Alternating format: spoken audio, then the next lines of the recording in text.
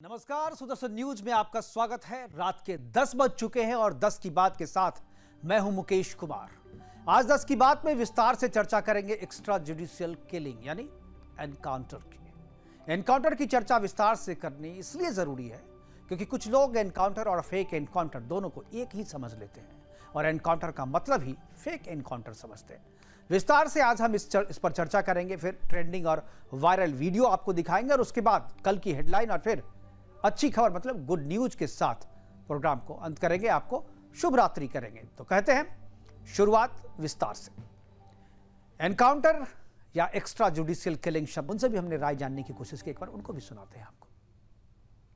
सोचने की है कि क्या जो एक्स्ट्रा जुडिशियल रेमेडी आज की तारीख में सरकारें उपलब्ध करा रही हैं, कहीं न कहीं न्यायिक तंत्र की विफलता, पुलिस तंत्र की विफलता और शासन और प्रशासन को जो न्याय के लिए एक माहौल उपलब्ध कराना चाहिए उसमें भी विफलता है। और इस तरह से एनकाउंटर्स पर जनता जो है ताली बजा रही है।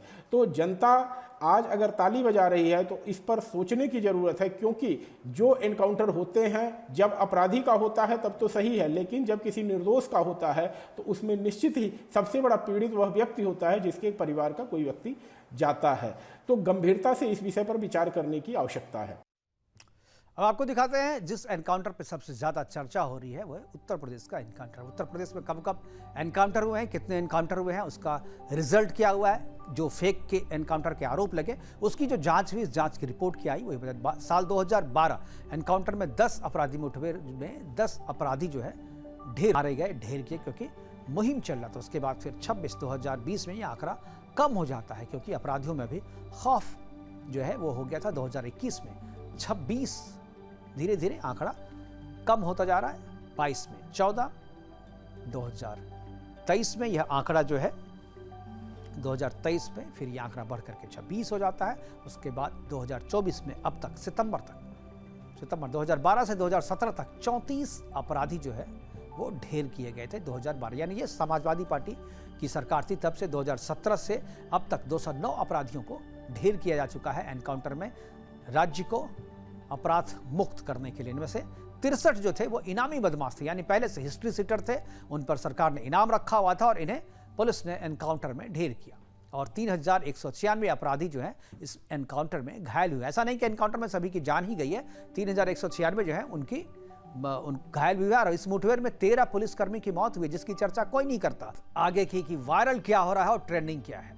कहते हैं ना कि जो दिखता है वो होता नहीं और जो होता है वो दिखता नहीं। इसी कहावत को चरितार्थ करने वाला एक वीडियो सामने आया है जो काफी वायरल हो रहा है। इसमें एक लड़का कबार बीनते हुए नजर आता है। देखने में लड़का बेहद सामान्य लग रहा है, मगर जब उसने कमाई के बारे में उससे पूछा तो पूछने वाला ही चौंक गया। उसे यकीन ही नहीं हुआ कि कैसे एक लड़का उसकी उम्मीद से कई गुना ज्यादा कमा रहा, वो भी केवल कबाड़ चुन के। एक शख्स बाइक पर अकेला घर जा रहा था, तभी उसकी नजर इस लड़के पर पड़ती है। लड़का गली मोहल्ले में पड़े कबाड़ को बीन कर अपने थैले में रख रहा था, मगर तभी उसके हाथ में मौजूद फ्लेवर वाली सिगरेट नजर आती है। शख्स से रहा नहीं गया, उसने बाइक धीमी की और लड़के से बात करने लगा। उसने बताया कि वो फ्लेवर वाली सिगरेट पी रहा है। शख्स ने फिर पूछा कि वो क्या काम करता है। एक दिन का, अरे बाप रे, एक बार खुद ही सुन लीजिए आप। 5000 रुपए कमाता, देख लो भाई। और स्टेशन में जा रहा, देख रहा भाई, देख ये क्या पी रहा भाई? फ्लेवर अभी है। अरे बाप रे, बढ़िया भाई। क्या करते हो आप? कबाड़ा मिलता है। कबाड़ा बेचते हो? कितने कमा लेते हो? 5000 रुपये एक दिन का। अरे बाप रे, सही है यार बंदा भाई, एक दिन का 5000 रुपए कमाता, देख लो भाई। और स्टेशन में जा रहा, देख रहा भाई, देख ये क्या पी रहा भाई? फ्लेवर अभी है। अरे बाप रे, बढ़िया भाई। क्या करते हो आप? तो एक कबाड़ा बन करके रोज के 5000 रुपये कमाता है। और जवाब सुनते ही जिस शख्स ने जवाब पूछा उसके होश उड़ गए। ये वीडियो एक्स पर @D3Wills कॉल नाम के हैंडल से शेयर किया गया है, जिसे अभी तक 5,22,000 से ज्यादा लोग जो है वो देख चुके हैं और इसे लाइक भी कर रहे हैं। लोगों को लग रहा है कि काम कुछ भी करें, अगर मेहनत करें तो भाई आप पैसे जो है कमा सकते हैं, पैसे बना सकते हैं।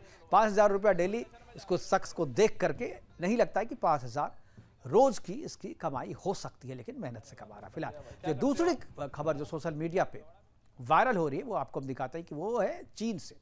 सोशल मीडिया में चीन का एक वीडियो वायरल हो रहा है। वीडियो पूर्वी अनहुई प्रांत का बताया। सितंबर को हरियाणा में राहुल गांधी करेंगे प्रचार। असंध और बारावाला में होगी उनकी जनसभाएं। दोपहर करीब 1 बजे असंध पहुंचेंगे राहुल गांधी। बाद में बारावाला की जनसभा में होंगे शामिल। शाम को वापस दिल्ली लौटेंगे।